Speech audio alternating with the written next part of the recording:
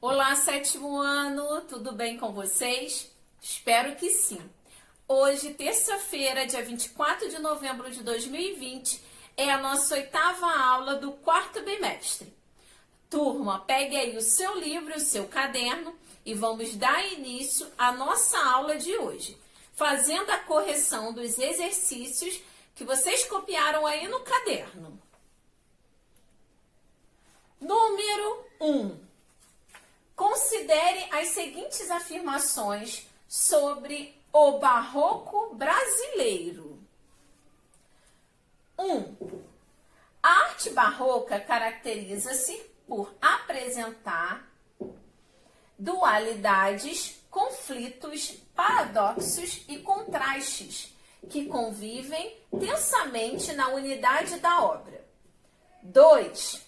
O conceptismo e o cultismo, expressões da poesia barroca, apresentam um imaginário bucólico, sempre povoado de pastoras e ninfas.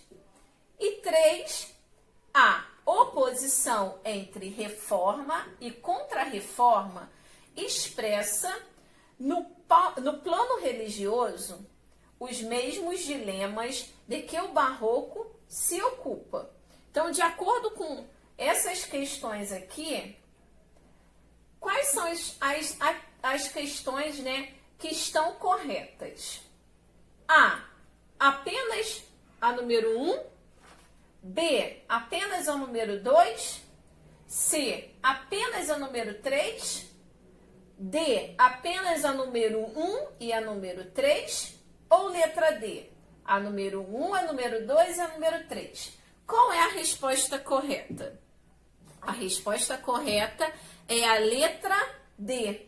Apenas a número 1 e a número 3. Então, a resposta número 1 e a número 3 está certinho de acordo aí com as características do barroco brasileiro. Número 2. O trabalho do artista Mestre Vitalino ilustra uma situação comum em algumas regiões do país, com a representação de famílias de retirantes nordestinos. Mestre Vitalino, ao abordar esse tipo de representação, aborda temas A. Do folclore e da mitologia nordestinos. B. Do patrimônio material nordestino. C. Do meio ambiente regional. Ou letra D. Da memória social local. Qual é a resposta correta? A resposta correta, turma, é a letra D. Da memória social local. Então, Mestre Vitalino, quando ele faz ali as suas obras, as suas esculturas, ele está colocando ali, um pouco da memória social local do povo nordestino. Número 3. Qual a diferença de uma obra de arte bidimensional para tridimensional? Bidimensional é aquela obra de arte que tem duas dimensões, altura e largura. Já uma obra tridimensional, ela tem três dimensões, a altura, a largura e profundidade. Agora, turma, que nós já fizemos aí a correção dos exercícios da aula passada, nós vamos dar início à revisão aí dos conteúdos do quarto bimestre. Hoje é a nossa última aula de revisão e pegue aí o seu caderno e anote todas as informações aqui do meu slide. Não esqueçam de anexar, todos os conteúdos daqui. E hoje nós vamos relembrar um pouquinho sobre o grupo de teatro Parlapatões e a arte de representar. Esses conteúdos aqui nós estudamos aí no livro de vocês, da página 85 até a página 96. Então, agora nós vamos começar relembrando um pouquinho sobre o grupo Parlapatões. O grupo Parlapatões surgiu em 1991 e trabalham com comédia, circo e teatro. Então, eles fazem essas junções dessas três linguagens, que é aí, né, o circo, o teatro e a comédia, né, que é um gênero aí dentro do teatro. Além de seus espetáculos, mantém o seu teatro o Espaço Parlapatões, considerado um marco na revitalização do centro paulistano. E o Galpão Parlapatões, espaço de ensaios e centro de treinamento de teatro e circo. Então, dentro desse Galpão Parlapatões, os atores, eles aprendem as técnicas aí de teatro e também de circo. Então, os espetáculos deles são bem criativos, né, e bem divertidos também.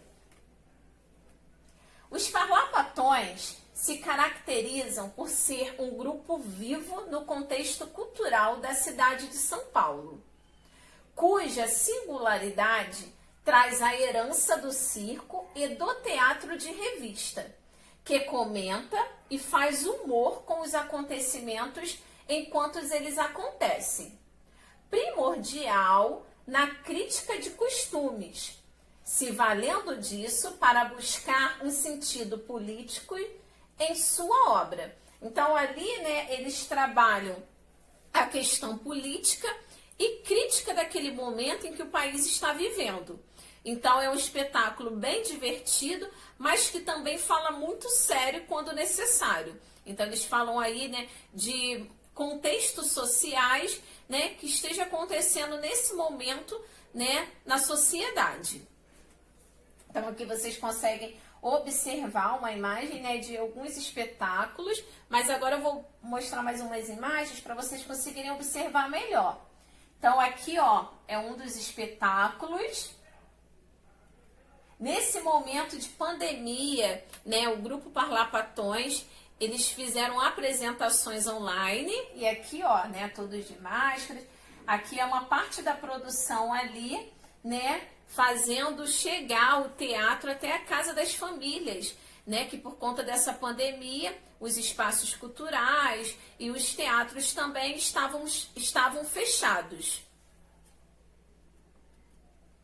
Mais uma imagem de um de seus espetáculos, bem divertidos. Então, vocês vão ver ali a presença, né, gente, do teatro, da comédia e também do que, turma? Do circo presente nas apresentações. É um grupo que gira em torno da linguagem circense, do humor provocativo, da dramaturgia própria, do improviso e de elementos populares que trazem uma intensa carga clássica para se atirar na criação constante e presente na vida da cidade e de seus cidadãos. O trabalho dos Parlapatões é completamente voltado ao sentido público do teatro, como diálogo intenso e presencial de questões sociais e políticas de nossa sociedade. Agora, turma, vamos observar aqui mais umas imagens, só que essa daqui, ó, do treinamento lá do Galpão Parlapatões. Então, vocês vão ver que eles ensinam não só para adultos e jovens, mas também para as crianças. Aqui mais uma imagem de um de seus espetáculos.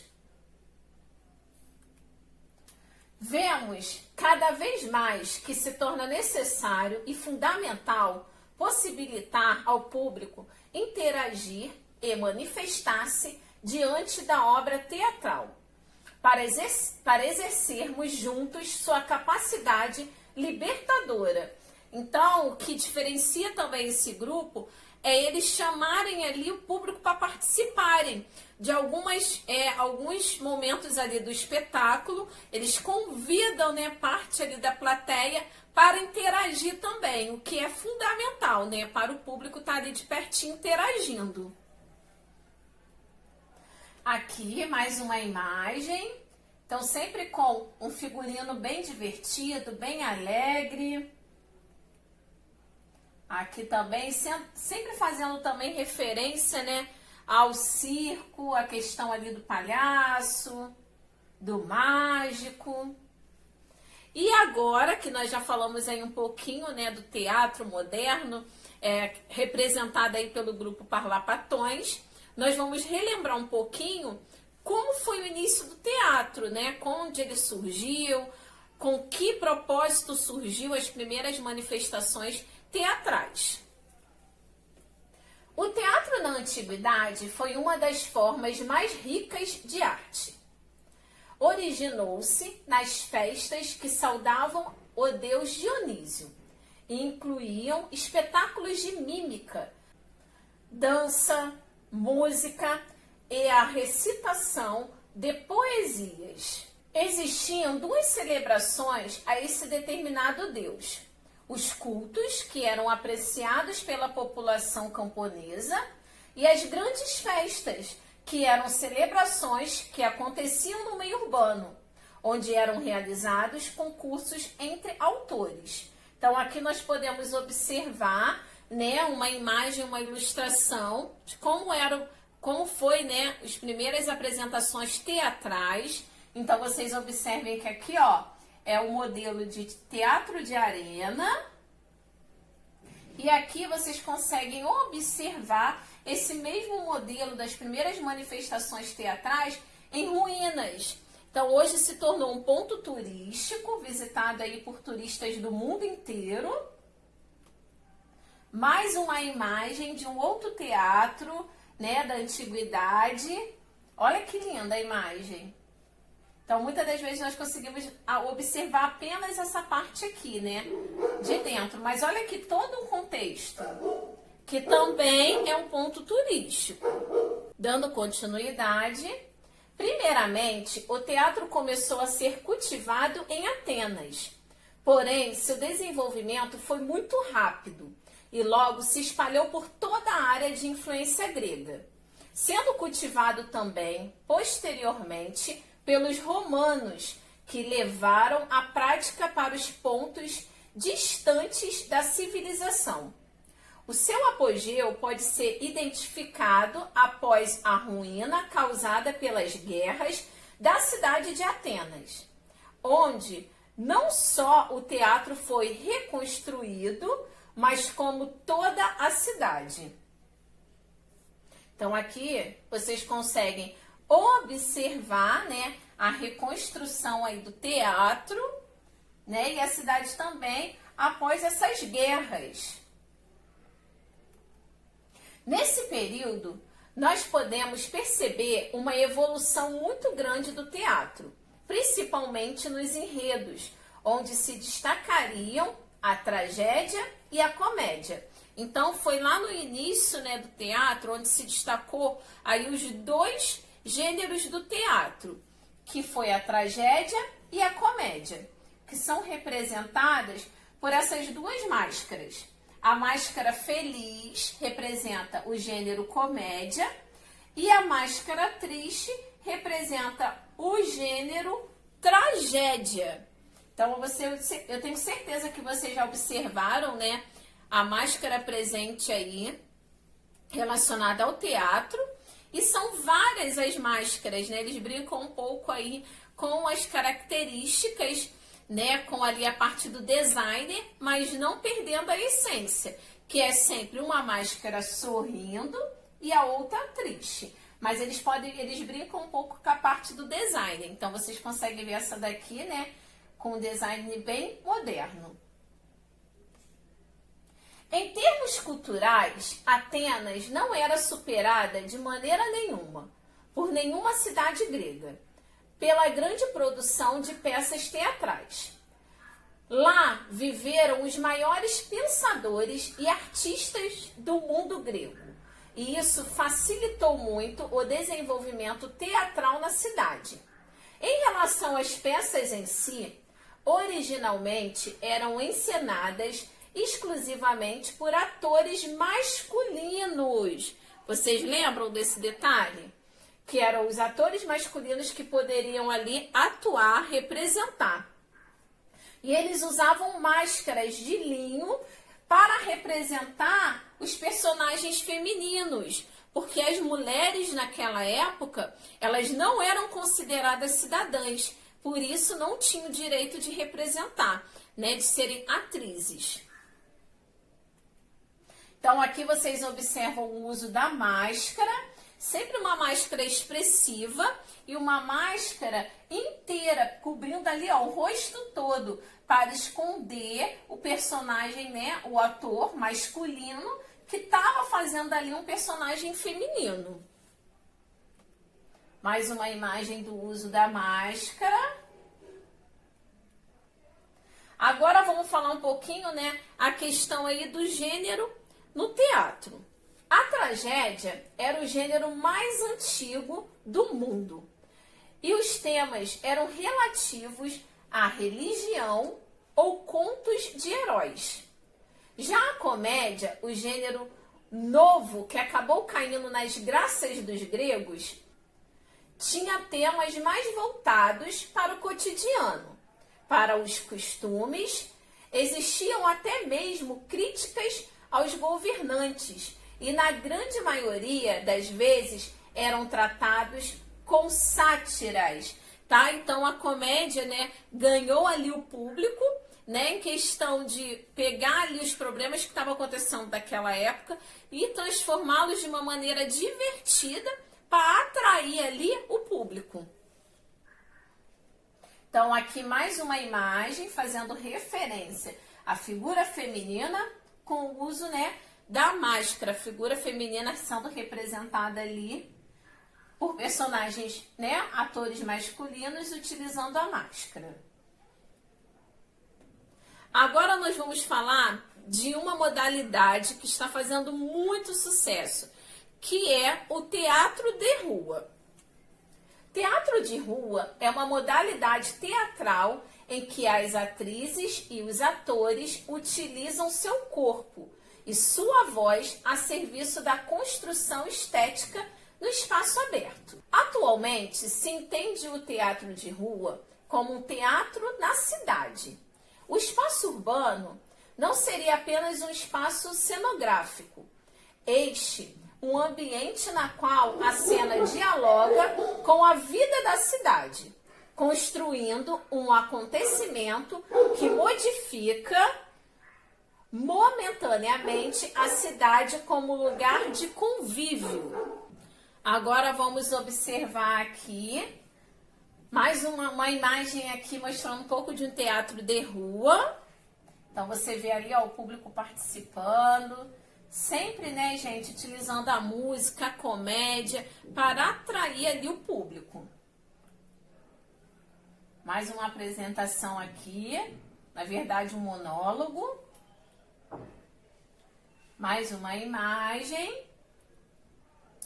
Ainda que se use o termo rua, compreende-se que esta rua seria todo espaço público, aberto, ocupado por um espetáculo teatral, como parques, praças, monumentos, fachadas de edifícios. Tais espaços se diferenciam dos locais fechados, principalmente pela presença de um público que não foi convidado a ver o teatro, apenas o encontrou no seu cotidiano. Então, muitas das vezes, o público é aquela pessoa que está indo a um determinado local e passou ali, né, naquele espaço, naquela rua, naquela praça e conseguiu observar ali nessa manifestação teatral, parou e começou a assistir. Né? Algumas pessoas estão a caminho do trabalho, outras de um momento de lazer com a família e tem esse contato, né, com a cultura, com o teatro. Isso é importante do teatro de rua, é levar as pessoas que não têm acesso a essa cultura, né, então eles não têm acesso a um espaço, né, teatral. E o teatro de rua, ele vai até essas pessoas, levar um pouco de diversão, de cultura e também, né, um pouco aí de crítica a algum determinado assunto que está acontecendo aí no nosso país ou no mundo. Mais uma imagem aqui, bem divertida aqui, ó, no sinal. Mais uma aqui envolvendo música, que os atores estão bem, né, com figurinos chamando bem a atenção do público. E eu achei interessante dessa imagem aqui, ó, é a plaquinha que tá assim, circo, teatro sem lona. Quer dizer, né, tá ali no espaço aberto. Agora que nós já relembramos aí alguns dos conteúdos, né, finalizamos essa revisão dos conteúdos do quarto bimestre, vocês irão responder as seguintes questões. Não esqueçam de copiar aí no caderno de vocês. Número 1. Leia a tira a seguir e responda. Comprei 3 entradas para irmos ao teatro infantil. Que ótimo! Acho que a Mafalda vai gostar. São todos bons atores e dizem que o espetáculo é muito divertido. Ei, Mafalda, adivinha onde vamos te levar? Aí ela respondeu, já ouvi, ao congresso. Olha aí, hein? Agora, de acordo com a tirinha, responda. Qual o teatro mais antigo do mundo? E explique o último quadrinho. Por que ela fez referência ao congresso? Responda aí, ok, turma? Número 2. No Teatro de Augusto Boal, existem 2 modos de encenação que diferem entre si, pelo fato de o espectador ter ou não a consciência de sua própria participação na ação. O espectador participa da ação, sem ter consciência disso. Em que tipo de teatro? Então, que tipo de teatro o ator ele participa sem ter essa consciência? A. No teatro de arena? B. No teatro manipulador? C. No teatro invisível? Ou letra D. No teatro inconsciente? Qual é a resposta correta? E número 3. Qual o principal objetivo do teatro de rua? Turma, agora vocês irão pausar aí o nosso vídeo e vocês irão responder essas questões e depois você irá dar continuidade esse mesmo vídeo que hoje nós iremos fazer a correção desses exercícios. Porque semana que vem é o dia do nosso trabalho avaliativo de educação artística, o nosso 4º trabalho avaliativo, ok? Então, pare um pouquinho aí o vídeo e responda os exercícios com muita atenção e muita dedicação. Agora que vocês já responderam, vamos fazer a correção juntos. Aqui no número 1, né, relacionado à tirinha, qual o teatro mais antigo do mundo? O teatro mais antigo do mundo ainda está funcionando, tá, turma? É o Teatro Olímpio, localizado na Itália, sendo que a primeira apresentação no local ocorreu no ano de 1585. Explique o último quadrinho. Essa pergunta aqui, essa questão, nós vamos responder, nós vamos corrigir, na verdade, juntos pelo Zoom, que vai acontecer hoje, ok, turma? Desde já, eu conto com a participação de cada um de vocês, que hoje é o nosso último encontro, né, pelo Zoom, e vai ser mais que especial. E nós iremos também falar um pouquinho sobre esse último quadrinho aqui, porque ela fez referência ao teatro, ao congresso, né? Falaram que eram bons atores, o pai e a mãe falou, vai ser bem divertido o espetáculo, são bons atores, né? Então, por que ela fez essa referência? Dando continuidade, número 2, né? Quando o espectador ele participa de uma ação do teatro, né? Sem ter consciência disso, como que ele é chamado esse teatro? A, né, o de arena, B, manipulador, C, invisível, a letra D, inconsciente. A resposta correta é letra C, invisível, tá? Esse é o termo usado quando o diretor, ele faz com que os atores coloquem ali o público para participar, mas esse público não tem, né, consciência que está participando ali do espetáculo, porque é tão divertido, é tão envolvente que ele acaba não tendo essa noção. Então, o termo que é usado é invisível. Letra C. E número 3, qual o principal objetivo do teatro de rua? O teatro de rua é uma modalidade teatral em que as atrizes e os atores utilizam o seu corpo e a sua voz a serviço da construção estética no espaço aberto, tá? Então, o objetivo deles é levar o teatro às pessoas que não têm acesso. Então, levar um pouco de alegria e diversão às pessoas aí, através de apresentações em praças, né, na rua, em calçadas. Então, turma, por hoje é só. Nos vemos semana que vem, uma terça-feira abençoada. Fiquem com Deus. Tchau, tchau.